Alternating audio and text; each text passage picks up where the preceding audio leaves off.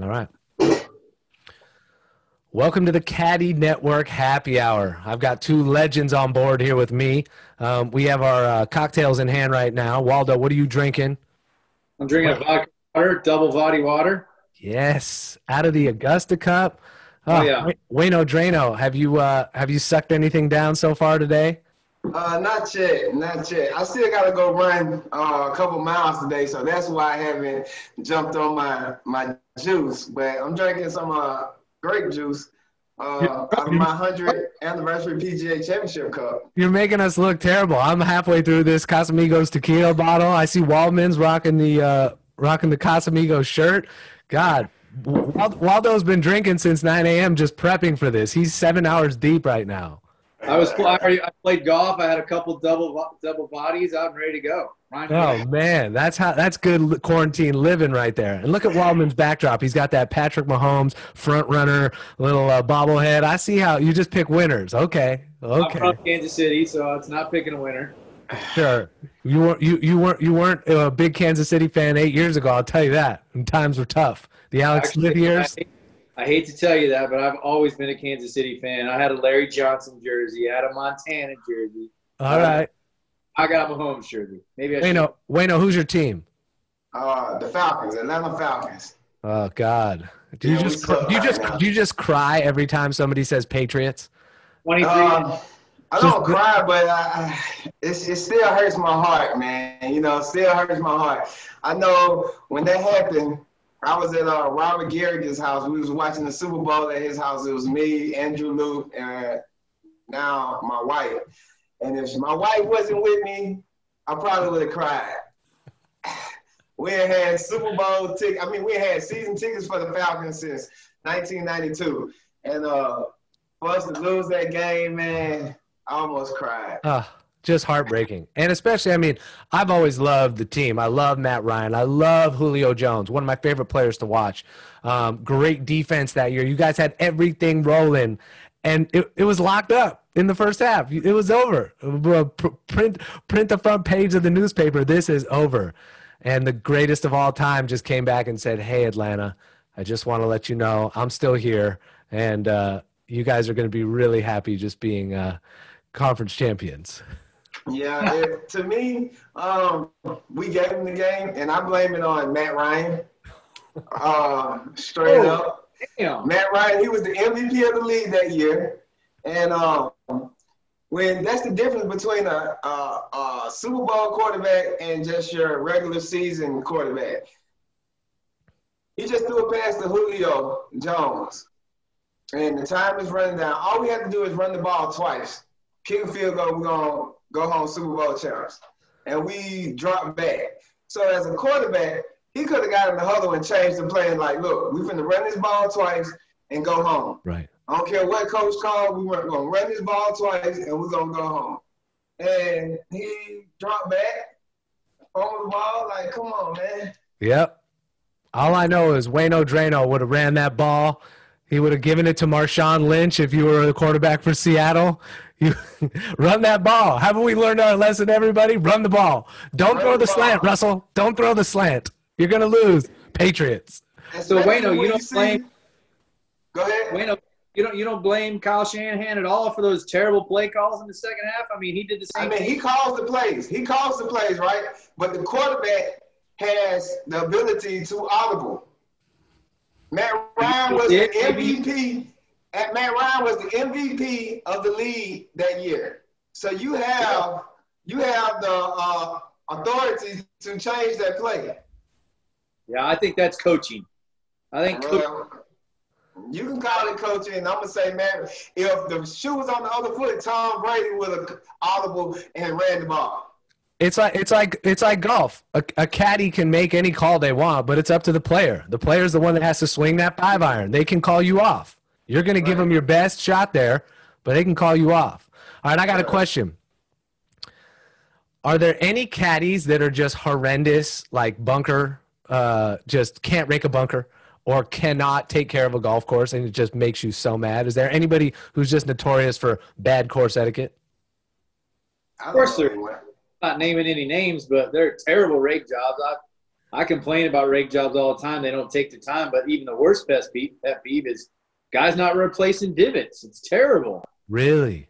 Yeah, it's awful. I mean, our job is to do our job and to take care of the course and to not punish the field for our bad rake jobs, or i.e. not fixing a divot. I mean, it's pretty pathetic, guys that don't do that. Yeah.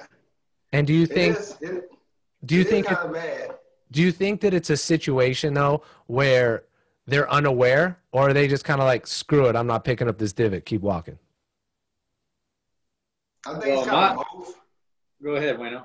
I think it's both, depending on how you play, how they playing that day, or if they're not playing well, they like, fuck it, you know, let somebody else deal with it, you know. But when I first came out, I remember my first tournament out here on the PGA Tour, it was the Travelers, and I was walking the course, and James Hunt, I ran into him, and he was like, man, this your first week? I was like, yeah. He was like, I'm going to tell you one thing. Take your time in the bunkers. You know, so that always stuck with me. Yeah. Just take your time in the bunkers, because sometimes you try to hit it in the bunker, and you don't want to hit it in there and you got a bad lie, you know, from somebody else not taking their time. And that's like one of my superstitions. I feel like if I don't replace that divot, or I don't take care of the course, we're going to make bogey like out of nowhere from the middle of the fairway, you know. So I take pride in trying to go back and put that divot back and take that extra little time in that bunker, because I don't want to make bogeys from the middle of the fairway. It's that golf karma. You got it flowing hard. All right. Well, I had a conversation with everybody's favorite, Mr. Michael Collins, a while back, and he's had some unbelievable player caddy stories. You don't have to name names again, but what's like the worst player caddy story where the friction was just insane and they weren't getting along?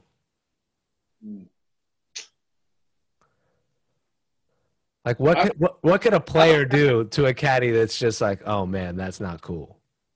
Well, I've seen a guy who was a former #1 player in the world. He was notoriously brutal for beating up his caddies just at Hazeltine for 18 holes, just lamb-based his caddy so bad. And I can remember going to him, I'm like, I can't believe you put up with this. What are you doing putting up with this? I mean, it's just terrible. Like the way he talks to you, the lack of respect. I mean, it's just like, what are you thinking? I mean, and this guy went on to, I don't know, he's probably won 15, 20 times, and he was #1 player in the world for a while. I mean, it was unbelievable. I was just like, what is going on? And so what did the caddy do? Hey, he kept caddying. He's caddied for him for a long time. Doesn't caddy for him anymore, but, I mean, even my player at the time was just like, bro, can you believe he's saying that? Can you believe he's doing that? I'm just like, no, I can't, because if you said that to me, I'd drop the bag and I'd fucking leave you. Have you guys ever wanted to drop the bag and just bail on someone? No, I mean, I haven't. I like the pause in that answer. There was no immediate never. Yeah, I haven't. But I have been. Well, I wanted to like get away, you know. Yeah, I remember we was playing in the Web Finals, and I was caddying for my boy, my brother. This is my dog. I wouldn't even be here if it wasn't for him, Andrew Liu. So I was caddying for him. We was at the Chiquita Championship, and it was on the 10th hole. So we had been playing good. It's Saturday. So I'm like, man, it's moving day, and we fighting for our car, you know. And so it was a back right pin, and you want to come in there with like a wedge. He was like, you like 3-wood or driver? And we had already talked about we want to hit 3-wood, went through the plan. And then when he asked me that, I was like, man, it's Saturday. Let's hit driver. You know, let's go. And we hit driver, and he pulled it and hit it out of bounds. Oh. And so and then he grabbed the 3-wood and straightened it down the middle. And then we was walking up. He was like, how did that feel? I just wanted to get away. I wanted to just ball up and walk in the woods. But it made me tough, man, because right after that, we got to the next hole. He was like, come on, man. That's over with. Come on. I still need you. Let's go. Yeah. So that taught me a lot right there. Like, okay, when you have that game plan, kind of stick to it And if you don't stick to it, it's like the player that don't make the confident swing that he would have made with the 3-wood because he was unsure, you know. Gotcha. And that's where I learned how to some things I learned about caddying right there firsthand. Yeah. You know? I would definitely say there's a few times I've wanted to drop the bag on a few players. There's definitely that. I mean, I've worked for a handful of guys that have been tough. One being my cousin, Tom Pernice Jr. When I first started, we were in Houston. I mean, I was just basically carrying the bag. He's like, don't say anything unless you're ass or whatever. And we're on the 18th hole, and he's on the cut line. And I'm just like, it's not a 7-iron. It's a perfect 6-iron. And he wants it a 7. I'm like, it's a perfect 6. I'm like, it's like 88 to the hole, slightly into the wind. You're going to land it 78. You're going to have 15 feet putting right up the hill. Well, he hooks it over into the left bunker, misses a cut, just land-based me for like 30 minutes. I'm like, you asked my opinion. I gave it to you. You hit a terrible golf shot. I did not hit the golf shot. The ball did not go way over the green, and you didn't get it up and down. You missed a cut, and that's somehow my fault. But, you know, he's a cousin. We're great. It's fine. Yeah. It's fun because that was a week I quit. I wanted to drop the bag. But, yeah, as you know, Kelley, I worked for a guy by the name of Charlie Hoffman for a while, and there was many times, as much as I love Charlie, there's many times I wanted to punch him in the face and literally be like, fuck you, do your own thing. Hey, and you guys did a lot of great things though with that fire. Question, you talk about hitting the shot. At the end of the day, like we talked about quarterbacks, we talk about professional golfers. They're the ones hitting the shot. Are there any times where you guys are like, damn, I could hit that shot. Like I could do this better than this guy right now? Hell yes. Hell yes. Really? Yeah. Yeah. I mean, it was like, I mean, I hate to say this because he's going to hear it, but I mean, I'm sure he would self-admit it because Charlie's a pretty realistic person. But I mean, there was like some chip shots and some stuff. Like we'd be in the middle of the hunt in the Masters and we'd playing great at Augusta, whether it was on Saturday or on Sunday. And it would just be like, he was just such a bad chipper. He would just couldn't get it up and down. He'd chunk them. I mean, it was just like, I felt so bad for him. Right. Like I wanted to be like, hold my beer, watch me hit this kind of thing, you know? I mean, it sounds terrible, but it's like, I mean, I would just wanted to relieve some stress from him. Hold my pimento sandwich. Give me the 60 degree. I got this. It's off the cart path. I got it. Yeah, exactly. Oh, man. Remind me, I got a great story about Wayno in one of his first tournaments when I caddied with him, but I got to tell that. Oh, give me it. I want to hear it. I bet there's a million great Wayno stories out there. There should be a book. So yeah, I remember caddying with you, and I was taking notes. This was like my 3rd event. So we're in Greensboro, and I think we get paired together on Saturday, I think. And I'm working for Kyle Stanley, 2014. Kyle's not playing very good. He's kind of struggled that year. It was my 2nd stint with Kyle. Great kid. Love the guy. He has a tremendous amount of talent. And he was just with Nike at the time, and that wasn't really a good time. God bless you. Thank you. So we get paired with Wayne Loop and Drano. And, I mean, I'm not kidding you. Something was going on because Wayne is just, like, up my ass all day long, follow me around. I'm out. I put my bag down on the tee. He puts his bag down. And I'm just like, what in the hell is going on? I'm like, is this guy got a problem with me or what? And I finally looked at him like, you got a problem with me or something? I'm like, what's going on? I'm like, I'm not doing anything to be a jerk. He's like, no, man, my pro just told me to just do whatever you do and to follow you all day long. And I'm like, oh, my God, that's amazing. You thought you guys were going to fight right there on the 8th tee? He's like, no, dude, you're my idol now. I said something to him on like the 8th hole. I'm like, what in the hell are you doing? Yeah, you know, like me, I used to be a teacher, right? So if I see another teacher and they got a lot of good stuff going on in their classroom, I want to go see what you got going on in your classroom. Right. I could take a little bit from your classroom and apply it to mine, and it might make my classroom better than what it is right now. So, like, I like to walk the course and get as much information I can from seasoned caddies, very experienced caddies, and then put it in my little toolbox, and then I bring it out when I need to, you know? So, yeah I follow all of the veterans, trying to get as much information as I can so I can win some flags. I love it. I have a question. So you talked about little tricks to a box that you can pull from. had a conversation with Max Homa just about caddying his caddy. He's got a great relationship. They've been friends forever. And they rewatched together the Masters last year, 2019. And there was a moment on the 16th green, and you guys might know, I didn't know the full details, where Tiger, I don't know if he made birdie or par on 16, but it might have been birdie. And LaCava, instead of like walking straight to the flag, like delayed, walked all the way around Tiger and like gave him the space to walk to 17T. And Homa's caddy essentially like was breaking it down to Max. He's like, that is the most veteran move. He's giving Tiger his space. This is go time. There's no high fives. There's none of these little things. And it's such a little intricate moment. But do you guys have any of those small strategies that truly make a difference when it matters, that you didn't know your first couple of years, but now you do? And it's just a little veteran thing that you kind of pull out of your bag of tricks when it's needed? Yes, and I think that also depends on the type of player that you're working for as well. So when I was caddying for Andrew Luke, I had to do a little bit more, you know, because Luke wanted more information. With Troy, he's pretty much locked in. He don't need a whole lot, just the number to the front, number to the hole, where to win.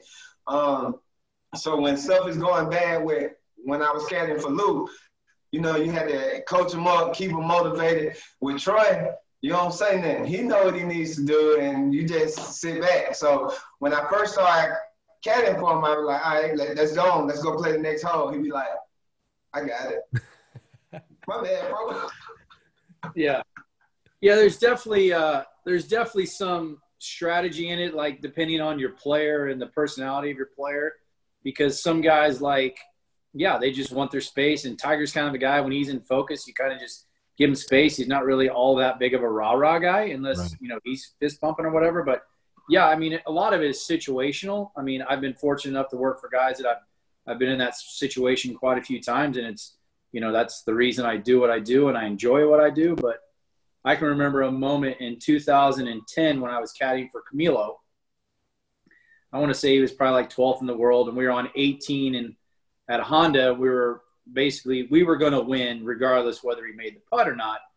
But he was nervous. I could sense it. He was a little jittery. We came down the stretch with Anthony Kim, and we were obviously paired with him. And he had like this, I don't know, 12 or 15 footer left to right. And he's like, bro, I don't know what this does, bro. Bro, you got to tell me what this does. I'm like, bro, it's a cup and a half outside left going to the right. And I go, I got to tell you one thing. I'm like, this hole owes you one. This green owes you one. So the background to that is he was in a playoff, I want to say 2 or 3 years prior to that. It was like a 4-man playoff, and I think Mark Wilson won that year. But Camilo was in the playoff, and he missed a short putt. I think he would have won the tournament in the first playoff hole. So he drains this putter. He hits his 15-footer so perfect, goes right in the center of the hole. And, you know, he gets all electric and he forked. But it's just an example of, like, you kind of have to know what to say at the right time to the guy. Whereas Charlie was different. He's not really a rah-rah guy. As you can see, when we won in San Antonio there, he didn't get excited till the very end, and that's just kind of his personality. So each guy is different personality-wise. But, yeah, there's definitely – I would say it's hard to pinpoint one thing to be like, oh, well, it's situational, right? And everyone's different. Who's the Michael Jordan of caddying?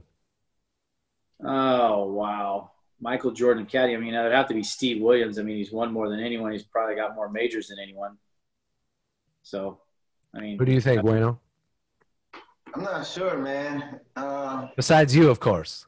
I only have one flag, man. You got to get championships, man, you know, to be up there with Michael Jordan. At least 6 of them, I guess. Is it true? Is it true that Stevie Williams carried a little wrench in the bag to take the flags off? Is that true, or is that just a little story? I've never heard that. I mean, the guy's who knows how many wins he's won. It wouldn't surprise me if he did. So, who do you think it is, Wayne? Who is the Michael Jordan of caddying?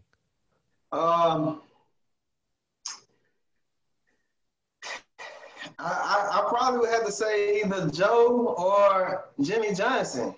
You know, Jimmy, he ain't one with like everybody he ever caddied with multiple times, caddy for, So, I mean.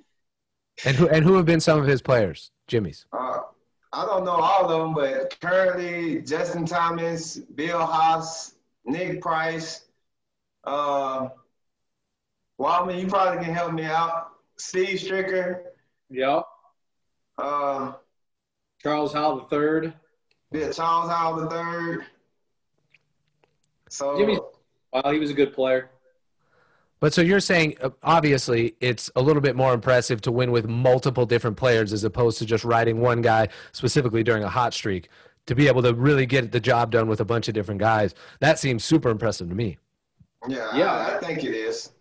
Yeah, I think that's pretty impressive. I mean, granted, I know at least Steve Williams has 13 majors, so, I mean, that's pretty damn impressive in its own, regardless he was working for Tiger Woods, but I know he won with Ray Floyd. I know he was with Peter Thompson, Adam Scott. Yeah. I mean, I don't know the total of whoever. I would say the caddy who's won the most majors, regardless of how good their freaking player is, because as a caddy, we're only as good as the player you go to the first tee with. Right. I mean, that's just a fact.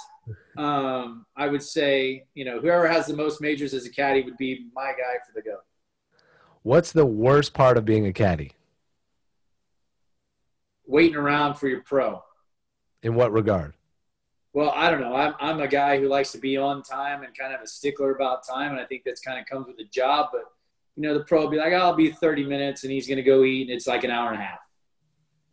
It's probably more of a respect for my time, or actually that I have a life outside of hanging out with you or him. Like I want to go to the gym. I want to go see New York City, or, I want to go hang out with my kids or whatever it may be. Right. What about you, Wayno? What's the worst part? For me, it's when it's raining or the potential to rain. Why is that? Because you have so much stuff in the bag. You have extra towels. I have extra socks. Because you hate walking around there with your wet socks on. Yeah. Umbrella. Pretty boy. Huh? Be a pretty boy. Get your feet wet. You're a caddy. It's okay. I mean, you can get your feet wet, but you don't want to get blisters. That's just being smart. You got to still walk around carrying this bag, They ain't got nothing being pretty. You want to take care of your feet. You only have one pair on when you did. Hey, Wayno, let me tell you. The only guy I worry about being dry is my pro. I don't give a shit how wet I am. That's a real caddy right there. I mean, I understand that, but this is what I'm saying. When it's raining, you got the umbrella. You're trying to keep him dry. You're trying to keip your yardage book. You're sticking together. You got this on this shoulder. Everything's weighing down on you, And I always have my rain suit on if it got the potential, just so it won't have to be in the bag, So people be like, "Are you not hiding that?" No, I'm not hiding. You don't know what I'm doing over here. I'm keeping this on, so if it starts raining, I don't have to put it on. It's already on. I'm being proactive. And if it don't rain, at least I was ready for it if it did rain. Man, you need to sit down and talk to your wife and let her teach you how to multitask. You should always multitask. Oh, man. I think I do a pretty good job at it. What's the worst possible round you've had where either your pro is just playing so poorly, the weather's just so hot, or maybe you had 1 or 14 cocktails the night before and you're a little dinged up and it's just getting difficult to carry that bag around? Oh, man, that's a tough one. I can honestly say I don't remember any rounds. I'm not a big drinker, so it's hard for me to have like 14 cocktails and be hungover, but there's I've seen you have 13 though. Yeah, well, that's because I missed the cut. Damn, I don't know. Hardest round ever. That's pretty tough. There's got to be some summer rounds. I mean, I watch it, a few times, or, I'll be at – there was one at the Byron Nelson one year where I walked a practice round with the guys, and this was pre being allowed to wear shorts, and everybody was dying. I was in shorts. I had waters every hole, and I couldn't make it through the full 18, and it was just so stupidly hot. I can't imagine what it's like for you guys. I know you can wear shorts, but carrying that bag around and making sure that all the little things get done. Poof. I don't know. Some of that's almost every week. Seriously. It's I don't know. I usually don't have a problem in the heat. I don't like the cold, but I just wear a lot of clothes and I'm happy to sweat. I'd rather sweat than be cold, but yeah. I don't know. I would say the harder rounds are definitely on the West Coast because the bag weighs so freaking much. Because you got sweaters and, I mean, you got rain gear and so much crap in there. So I'd probably say one of the cold rounds or maybe even the British Open when you got all the stuff in there. Those are the difficult ones. Yeah. But as far as, like, competition-wise, that's based on conditions, really. Like, there's some British Open rounds it's called the Open now, the Open Championship. There's some rounds over there that have just been absolutely brutal, brutally tough to work. Saturday at Shinnecock at the U.S. Open was brutal as far as conditions and stuff. You know, course got a little out of hand, stuff like that. Those greens at Shinnecock on Saturday were tough, to say the least. I mean, I don't. Sometimes I don't know what the USGA is thinking. Unfortunately, I really don't. And then in terms of just course, pound for pound, what's the hardest course to caddy? No matter what the conditions are. Reno. What is it? Reno. Yeah. Is the elevation? The elevation, and then when you start on the back, number 10 is downhill, but after that, everything is uphill until you get to 17 T-box. Oh. You know, the air is thin, you're walking uphill. It's just, man. To me, Reno, because of the elevation, and then you have to do so much calculation, right? You know, with the percentage. You're like, oh, my God. When you get out that golf course, my head be hurting. That's Montreux Country Club, or where do they play that? Yeah, Montreux. What do you think the hardest, Waldo? Reno's up there pretty good. I would say back in the old days, I would have probably said Castle Pines, but I mean, I honestly think Augusta is one of the sneakiest, hardest walks we have all year. A lot of uphill. So many hills. I mean, your brain is constantly working from the second you get on the grounds to the second you leave. I mean, it's the only tournament that basically every caddy's there's 3 hours before his round, plotting pins, strategizing, doing everything. I mean, you don't see that on a normal week, but it's like you're constantly on the go. So I would say between, you know, physically being in the jumpsuit when it's hot and mentally, I mean, to me, that's always been, you know, right up there. I mean, I'm always mentally mentally exhausted that week. I have a question on the Augusta jumpsuit. You know, everything they do is just perfect. It's so well done. What are the regulations or the suggestions, I should say, for caddies at Augusta as it relates to the jumpsuit? Because you see some guys, they have them open. Some guys are a little bit more buttoned up. Some dudes just like they got off a Vegas bender. Other guys look like they're going to a job interview. What do they suggest to you in terms of this is how you need to look when you're caddying at Augusta? They don't really suggest, but like if they think you're a little out of line or, you know, they've kind of cut down on us wearing logo stuff on our shirts. I mean, they're like, hey, listen, wear a pair of shorts and a white T-shirt. Mm-hmm. You know, a lot of guys, there's some guys that go straight underwear, no shirt. I mean, I go shorts and a shirt because that's just me. I couldn't do that, but I don't want any chafe or any of that stuff. So, plus, I don't have a very nice chest, so it doesn't matter to me. And when your player's going off the rails, what is like the standard protocol to try to get a guy back? I know everybody's different, but what is your job as a great caddy to get him back? How do you do it? Go first, Wayno. I haven't been there. You haven't been there? No, I'm so ready to put on that jumpsuit. I don't know. I might be butt naked in that song, girl. I would be so happy to put on that jumpsuit. At the Masters? Yeah. I wonder why you got quiet on the Masters questions. I'll answer those from now on. Yeah, go ahead, man. You're a veteran. I'll be there one day, though. And when I touch down, I'm causing hell. Believe that. It's definitely the one tournament if I ever am lucky or fortunate enough to have a player that wins that event. And I mean, that would just be amazing. But, yeah, as far as a guy going off the rails, sometimes you got to, again, it's one of those situations you got to know what to say. Sometimes you just got to let him go. Yeah. Sometimes you got to be like, yo, bro, get your head out of your ass. Let's go. I mean, you're going to throw away the tournament, or you're going to throw away this round, or, what's the point of that? It's, it's a lot of knowing your player is so important with what we do. It's like, everyone always says, tell me about your job. What does it entail? I'm like, well, I'm everything. I'm the psychologist. I'm the friend. I'm the swing instructor. I'm the putting instructor. I'm the short game instructor. I mean, we hold so many hats, and we have to be able to juggle them all and know what to say and exactly what to say at the exact right time. And that's definitely player dependent, personality dependent. For somebody who wants to be a caddy, what's the traditional path? I know you can know a great golfer who wants to have a career as a pro, and there's that sort of avenue. But let's say you don't know anybody, and let's say you're just a dude who's a good golfer on his own, or maybe not, but just wants to be a professional caddy. What's the path to get there?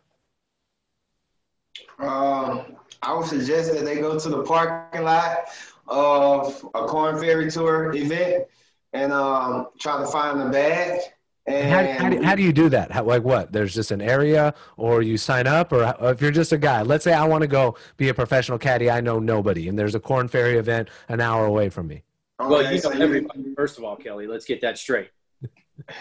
But if you don't know anybody and they have a Corn Ferry event an hour away from you, I would suggest to them that they get there early, be there in the parking lot early in the morning before anybody else is there. Have their towel ready, because you cannot caddy without a towel. And, every player that comes by, you just let them know, hey, man, I'm looking for a bag this week. If you hear anything, let me know. And see how it goes. If you're fortunate enough to get a bag, then try to get that guy in the winner circle and do your best. And try to keep going weekend, every week, and get them to the PGA Tour. And if it's not that player, if you do a good job, other guys may see you and they might want you to caddy for them. So every time you go on that golf course, you want to try to do your best, because it might not work out with your current player, but another player might think you're a good fit for him. And you move with him and try to get him on the PGA Tour. Have you guys ever seen a player and a caddy like really fight on the golf course? Not physically, but not physically, but definitely like shout at each other. Oh yeah, for sure. I mean, really? Oh yeah. Like how crazy has it gotten? I mean, you're like, whoa, they're really getting after it. But I mean, it's part of what happens sometimes. I mean, what I always say is some caddies are ultra sensitive, which I think in our job, you can't be sensitive, right? Like a player is going to go off on you for no reason, but he doesn't mean anything personal by it. He's just deflecting what he's feeling inside and what's going on with him and what he's struggling with. So at times you just have to be like, yeah, okay, go ahead, get it out. Do your thing. You want to yell at me? I'm not going to take it personal. Don't treat me like that off the golf course. Or if you apologize to me, it's totally fine. But, I think it's all in, again, it's who it is and how they go about it or what they say. Now, some players, not naming any names, will get like, sometimes it gets a little too personal. And, they say things they probably shouldn't say and probably look back and be like, man, I shouldn't have said that. But we've all made those mistakes and done that. It's just nothing that, out of respect for your caddy as a person and as a human, you'd be like, listen, I was out of line. I apologize. I mean, it'd be no different than us being like, hey, listen, I screwed that club up. That bogey's on me. That's not on you kind of thing. Whatever. Bad decision. That one's on me. Same kind of deal. It's just a respect thing. What do you do if you give your player the wrong club? I know that doesn't happen often, but it does happen. What if you give them the wrong club, number one, and or you fully mess up on the yardage? What do you do? I just tell them that was my fault. That was my fault, bro. Hey, that's on me. That's on me. And Troy, we did a PGA Tour live a couple weeks ago, me and Troy, and we got walked down by Colin at Reno last year. And on the last hole, the 18th hole, if this chip goes in, we win. And so I had went and did my work on the golf course earlier that day. So I saw a putt from the other side, and I saw it break right. So we was chipping back from the front of the green, and he asked me, everything was going so fast. You know, he was like, man, does this chip go right? And when you look at it, you see it go right. But I said, yeah, it goes right. But when he hit the chip, I was like, oh, no, the thing goes left because I saw it go. From the other side. Yeah, I saw it go right from the other side. And so when I saw it and it was right down the right edge, I was like, it's going to go right. And it fucking I was like, the nerves got the best of you, Wayno. You were nervous. I wasn't nervous. Like, I never got nervous, but everything was just moving so fast. So that one was on me. I always tell Troy, man, that third win, I lost that one for us because I should have knew that ball went left. I saw it go right from the other side. Yeah. And that's just on me. And I tell them all the time, you know, some of them clubs are on me, especially when it's out of the rough. I just think it's going to jump, and sometimes it doesn't jump. We was in Australia last year. We played PGA Australia. So everyone out of the rough all week didn't jump.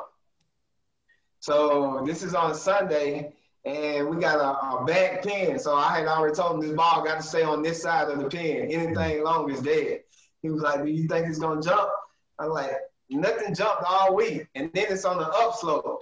I was like, nothing jumped all week. I just think it's going to come out super high. When he hit this ball, it jumped. I was like, oh, Lord. The ball never landed on the green. It just landed on the backside. I was like, that was one of them I want to get away moments.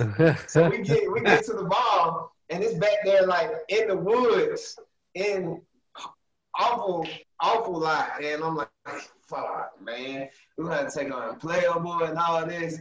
And Troy's like, I think I can get it on the green. I'm like, what? And he got this old crazy, funky stance, and he chopped down on it. The ball comes up the hill, gets on the green. He two putts for a bogey, and we get out of there with a bogey. I'm like, thank you for saving me, bro. I said, that's my fault. You know, none of them jumped all week, and then that one jumps. So that's on me, you know. But I knew that we couldn't go long, so I should have just been like, it's going to jump, and just make sure we stay short of that flag. Right. Those veteran caddy, like Waldman would have, you know, had this player knocking in tapping range. Well, I don't know about that, but, you know. Do you guys – I'm still learning. Do you ever lie to your player? Like, do you ever just bold-faced lie knowing that they want to hit 7-iron, but they can't? Even though that might matter, it's like, here's a 6-iron, and then you tell him like extra 7 yards on the real yardage just to get him to hit that 6-iron. Yeah, or the opposite. I mean, most of the time, again, fortunately, I've worked with guys that have been in contention a lot. And most of the time, you know, they're amped up and they don't even realize it. And you're like, nah, bro, it's just an 8. Like, just you know, 8 gets there easy, and you talk them into it and it works out. I mean, you just know. It's like one of those things you just know over time that being there and learning. So yeah, I mean, there's definitely times, unless your pro is like doing the yardage himself, that makes it a little more difficult. Yeah. But yeah, you can definitely fudge it a little bit.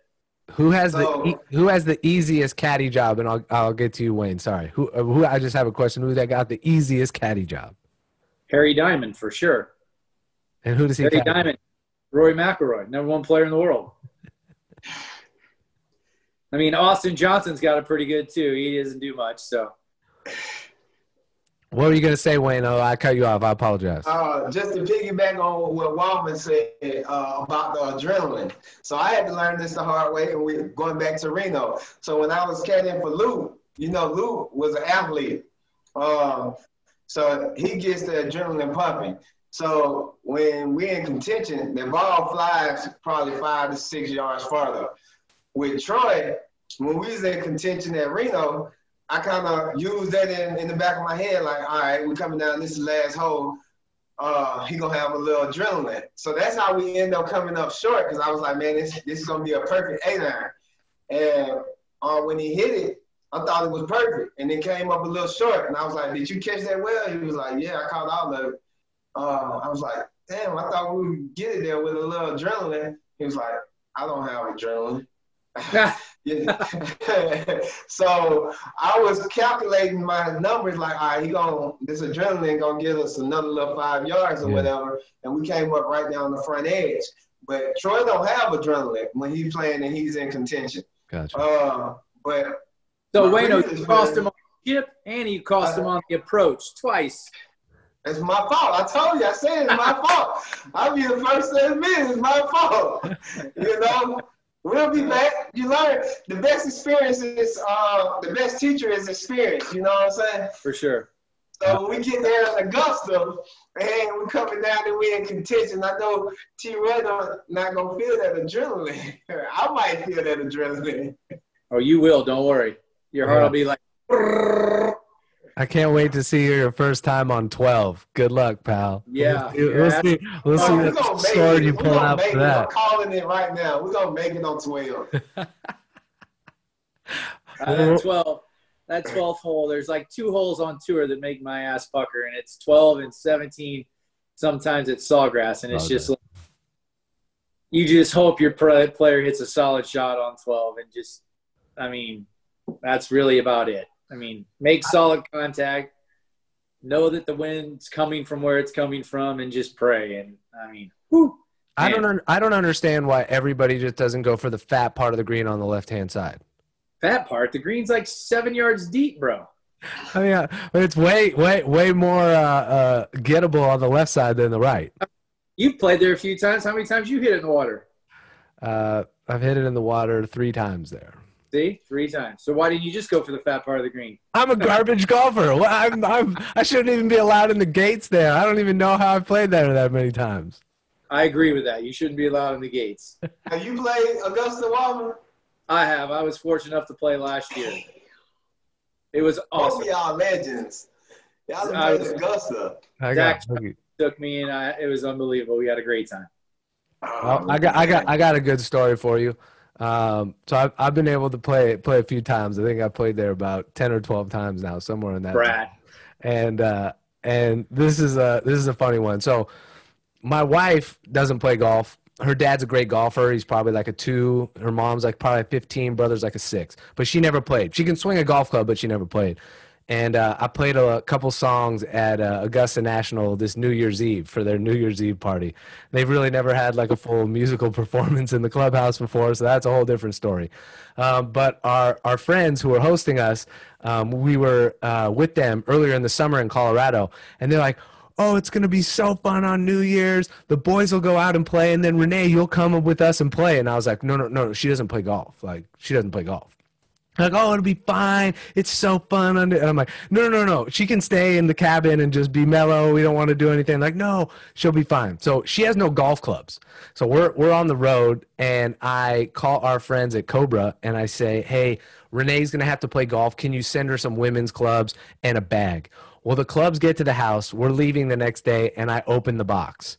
And it is a female tour bag that's bright hot pink. It doesn't have kickstand on it, and it's these brand new clubs that all have these bright hot pink head covers, and I'm like, oh my god, I can't go to Augusta with this thing, but I have no other option.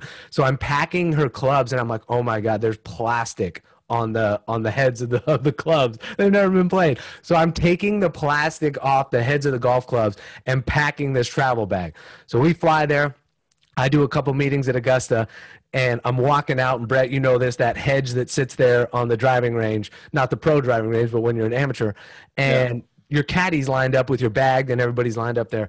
And I see my wife and our friends walking out there, and I'm with our host, and I see the bright hot pink bag, and I start to like breathe like really heavy. I'm like, oh my God, this is happening. She doesn't know how to play golf, and we're at Augusta. She's never played golf before. Like, she's played like 3 holes. And so I get out to the driving range, and her caddy's there standing next to her bright hot pink bag. And I go right up to him, and I'm like, hey man, my name's Kelley. Renee's my wife. She's never played golf before. And he kind of looks at me like thinking it's a joke. And I'm like, she's actually really never played. He's like, oh, okay. It'll be fun. It'll be fun. And I'm like, no. She can pick up every hole. You can maybe have her hit a tee shot and then just pick up for her, and she'll just walk with everybody. I'm so sorry, man. I really apologize. She's like, no, it's going to be all good. And so he goes, Renee, well, what do you like to practice with? She's like, I don't know. And he's like, well, how about a pitching wedge? And she's like, sounds good to me. He takes the pitching wedge out and he pulls it out of the bag, and there's plastic on the grips. And I'm like, oh my God, I didn't take any of the plastic off the grips. Now the caddy's taking all the plastic off every club while my wife's shanking balls on the range at Augusta. And he's taking the plastic off every single club. Her first 9 holes of her life were at Augusta National. And she actually played really well. We got to play together the next day, me and her, on the back 9. And she played. I was so proud of her. My expectations out of 10 were a 2, and she came in at a 9.5. Like, couldn't have done better. Couldn't have done better. But, you know, first 9 holes ever of your life at Augusta. Who does that? Pretty sweet.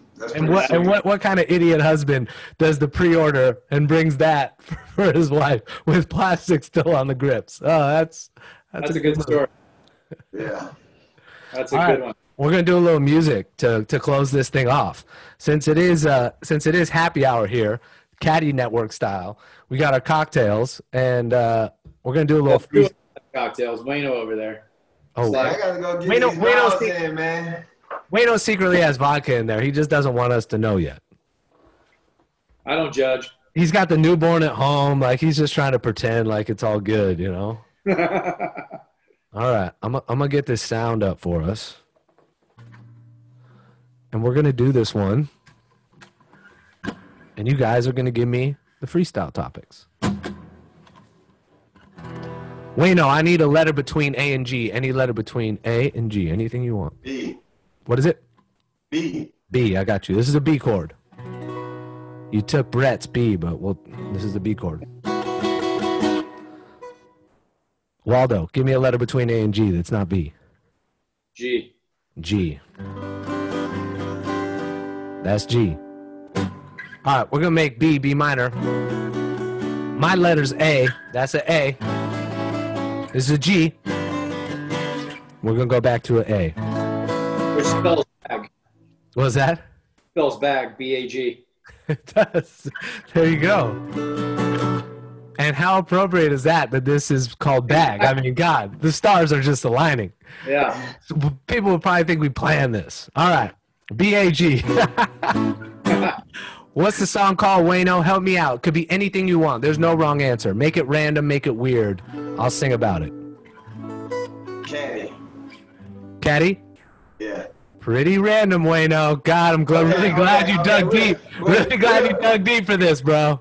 Hey, okay, let me see. Random as you can get. Random as I can get. Vegas. Vegas. There we go. Waldman, what do you got for me, buddy? As far as what, a word? Random? The word, random. Please don't say network, because Caddy and network would not be random. That would not be random at all. What is it? That would not be random at all, and I agree. Let's go with vodka. Vodka. Check it out right now. I want to go to Vegas, but I gotta stay home just like this. Wayno just wants to leave his home, get on the road, living that Vegas life, yeah, we all know. But oh, you got a brand new kid, 13 weeks, they didn't tell you it's actually insane. You like, come on, bro, none of my friends told me was effing loco. Well, we know Waldman's got a couple AC, and he's like, well, you wanna hear bad? That's 16. Have a teenager, especially a girl, and yes, you're gonna rock Waldman's world. Wait till you got a grown-up kid, and then it's a whole new slew of problems. It's Waldman doesn't even know what's happening. It's gonna be crazy when she's like, Daddy, I wanna go to Vegas. He's like, damn, I didn't know. I just thought a high school boyfriend was the worst thing that could happen. No, it's not. It's gonna get worse. She's gonna go ask to party in Vegas. Yes, sir. Wayno, Drano, always on the bag. B-A-G like this song. Yeah, I ask all the questions cause I love your job. The pros couldn't do anything without these dogs. They're guys, friends forever, yeah, you see. And Waldman went head to head with our boy Charlie. And that's part of the game, yeah, everybody knows. You wanna get bad reads? Ask Drano. He gonna tell you it breaks right when it breaks left. Bad club, adrenaline, no, he's not stressed. yes. Wayne, oh yeah, you gotta know. See, he's gonna freak out when he's at ANGC. The Masters, Augusta National, that's the dream. And we know, yeah, you guys make up that team. A pro and caddy, dynamic duo. You the Scottie Pippen to Jordan, yeah, we all know they couldn't do anything without you. Caddies and the whole crew, Vegas, yeah, because we gon' drink tequila? Nah, huh? Waldman, you got that Casamigo shirt on, but you sipping on Kettle One. Come on, dog. Vodka all day. Yes, sir. He's like, oh, can I show you my cup? Masters. Trying to rub it in. Well, yeah, you see. Wayno just wants to be invited there. He hasn't been yet, but it'll happen real soon. Wayno, man, we all believe in you. So we know it's all about the vibes. You bring it every day, every night, that's right. These two guys are the best, not jerks. Everybody knows we love the Caddy Network. Hey! Nice work. Thank you, boys, for hanging out. We appreciate it. This was the Caddy Network Happy Hour. Cheers to everybody at home. Thank you, Wayno, Drano. Thank you, Waldo. Appreciate it. We'll see you guys soon. Hopefully at Augusta in November. Let's go, baby. I'm trying to be there. Let's go. See you, boys. All right. See ya. Out. Bye.